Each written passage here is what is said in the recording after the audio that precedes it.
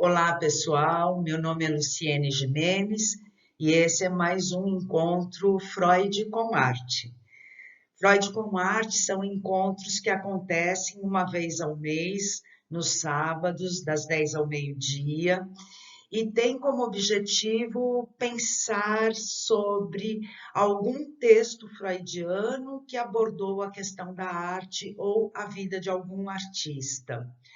Esses encontros foram pensados no contexto da epidemia da Covid e com o objetivo de ampliar o horizonte no que diz respeito às artes, mas também de introduzir os conceitos iniciais da psicanálise de uma forma, digamos, ilustrada por meio de alguma literatura, de alguma pintura da vida de algum grande mestre, né?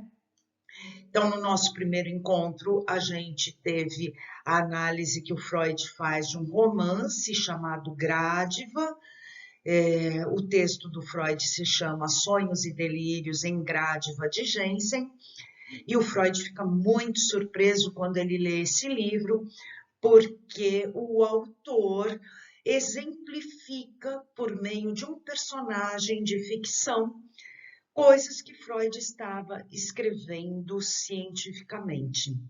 Então, ele faz uma análise desse romance e foi o primeiro ponto de encontro.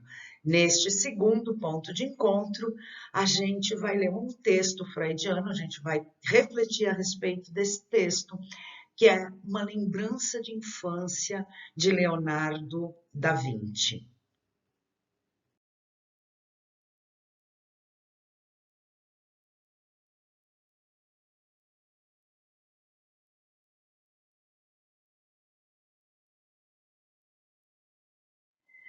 O primeiro encontro, então, como eu falei, a gente trabalhou o texto de Gradiva, e nesse texto, que já está disponível na plataforma Hotmart, a gente pensou um pouco, né, sobre, desde a compreensão do Freud, como é que se formam os sonhos e os delírios. Como interpretar esses sonhos e esses delírios? E como seria uma possível condução terapêutica em uma situação de um paciente em situação delirante? Os conceitos que o Freud coloca nesse texto são inconsciente, repressão e deslocamento. Lembrando que Gradiva é um dos textos iniciais da obra do Freud. Ele escreve esse texto logo depois de ter escrito a interpretação dos sonhos, e o conceito de inconsciente que aparece ali ainda é um conceito muito inicial. Aqui no texto do Leonardo, a gente vai pensar como se formam as lembranças de infância e como Freud postula a questão da sexualidade infantil. E os conceitos centrais desse texto são narcisismo e sublimação. Bom, pensando um pouco, né, por que Freud, em 1910, decide então pensar a respeito de uma lembrança de infância que o Da Vinci teria deixado registrado em uma espécie de diário que ele tinha. Esse diário tem mais ou menos 1000 páginas, acompanhou toda a vida do Da Vinci e ali ele fazia as mais variadas anotações e teria deixado ali anotada essa lembrança de infância. Freud escreve esse texto logo depois de ter escrito o caso do pequeno Hans, que é um menino de 5 anos de idade que está apresentando fobias. Então, Freud está muito interessado na questão da sexualidade da criança, né? A sexualidade que acontece nos primeiros anos de vida. Em uma carta ao companheiro de trabalho dele, o Fliss, Freud diz que o principal motivo para ele estar interessado no Da Vinci é que ele tem um paciente que lembra muitíssimo Leonardo, claro, mas sem a genialidade do Da Vinci. Então, o objetivo que Freud coloca para ele ao escrever esse texto é explicar por que as inibições na vida sexual do Da Vinci e na vida artística também. É famosa a ideia de que o Da Vinci teria deixado muitas obras de arte inacabadas. E que ele faria essas obras num processo extremamente lento, às vezes aparentemente um tanto displicente, e o Freud vai então se questionar, bom, parece que o Da Vinci não tinha vida sexual, será? Por que será que ele não teria? Então, esse texto do Freud, ele é considerado uma psicobiografia. Freud teria escrito apenas 2 psicobiografias, uma que é essa do Leonardo da Vinci e uma segunda que é a do Dostoiévski. Bom, falando um pouco sobre a história do Leonardo, até para a gente poder entender a lembrança de infância. Então, o Leonardo nasce no ano de 1452 e ele é filho de uma camponesa com um homem muito rico, um notário. Ele é um filho ilegítimo. Como filho ilegítimo, ele, ainda que o pai o reconhecesse como filho, ele não tinha direito a nada que fosse da herança paterna, incluindo aí algo muito importante, que é a profissão, que na época a profissão era herdada de pai para filho, e ele não teria o direito de exercer a profissão de notário, que era a profissão do pai. Então, supõe-se que por volta, mais ou menos aos 5 anos de idade, o Da Vinci teria deixado a casa da mãe para ir morar na casa paterna. O pai teria se casado logo depois do nascimento do Da Vinci, mas ele não teve filhos com essa primeira esposa, e esse provavelmente teria sido o motivo para ter levado esse filho ilegítimo para morar na casa dele. Possivelmente o pai tinha uma grande preocupação sobre como essa criança iria sobreviver na vida, ia se manter materialmente, já que ele não herdaria a profissão do pai. E percebendo que era um menino que desenhava muito bem e que tinha aí toda uma habilidade para a questão artística, esse pai envia o garoto adolescente dos seus 15, 16 anos estudar em Florença, com um mestre muito conhecido chamado Verrocchio. Ali, o Da Vinci estuda durante uns 3, 4 anos, surpreende muito esse mestre e aos 20 anos de idade ele já consta no Sindicato dos Artistas e ele já é considerado um artista. Um evento muito importante que acontece na vida do Da Vinci é que aos 24 anos de idade, por uma denúncia anônima, ele é preso, acusado do crime de sodomia. A homossexualidade na época era chamada de sodomia e era considerado um crime que poderia ser passível, inclusive, de pena de morte, né? Nunca se soube ao certo quem teria feito esta denúncia, nem quais teriam sido os motivos.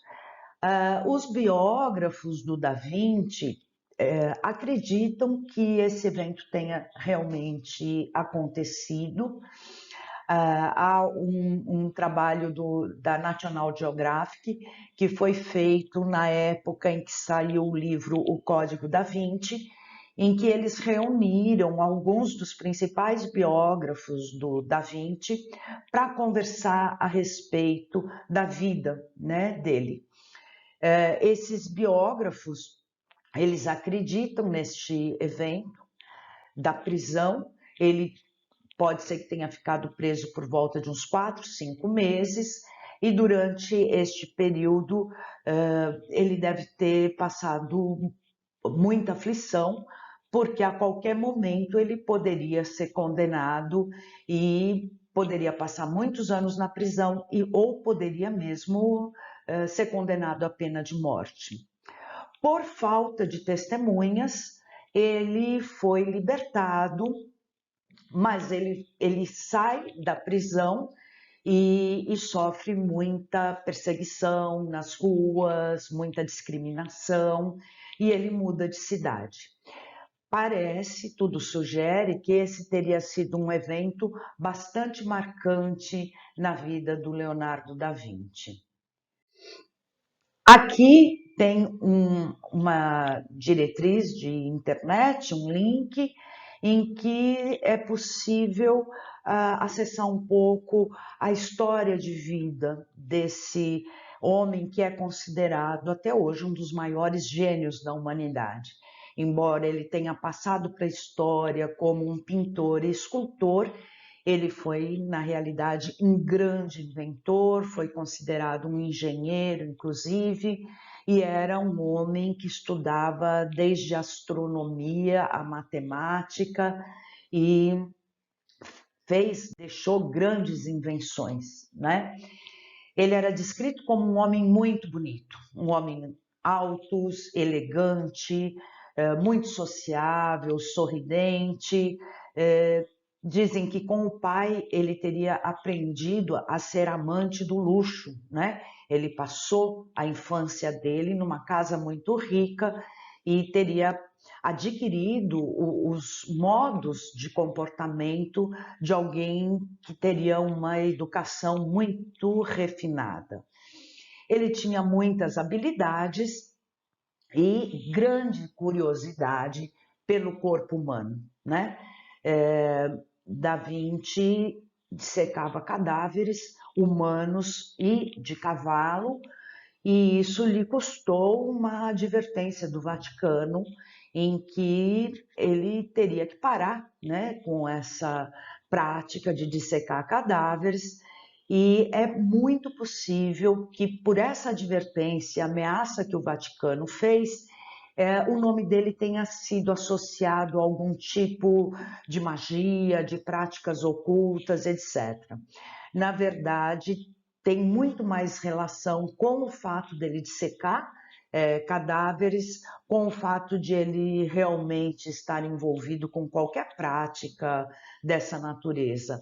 Os biógrafos realmente desacreditam que ele tivesse qualquer vínculo dessa natureza, e essa ideia dele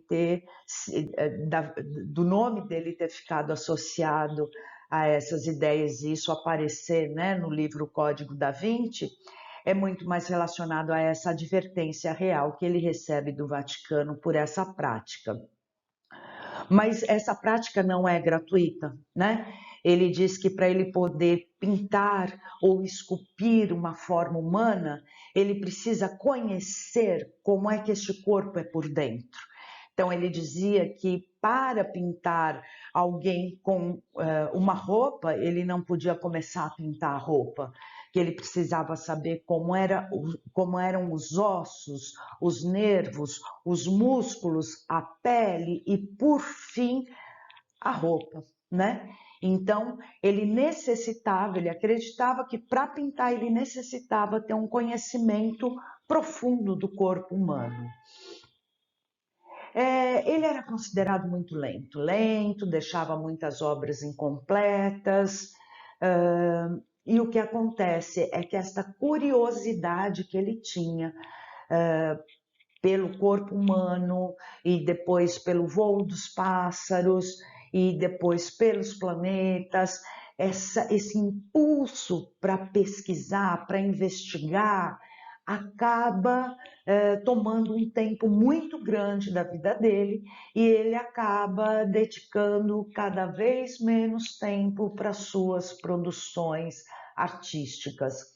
Então, a Santa Ceia, que fica tão conhecida, os relatos que se tem é que ele ia lá, dava 2, 3 pinceladas, ficava 15, 20 minutos, e quando iam procurar por ele estava no campo, observando os pássaros e desenhando detalhadamente a posição das penas, das asas e como é que os pássaros voavam, né?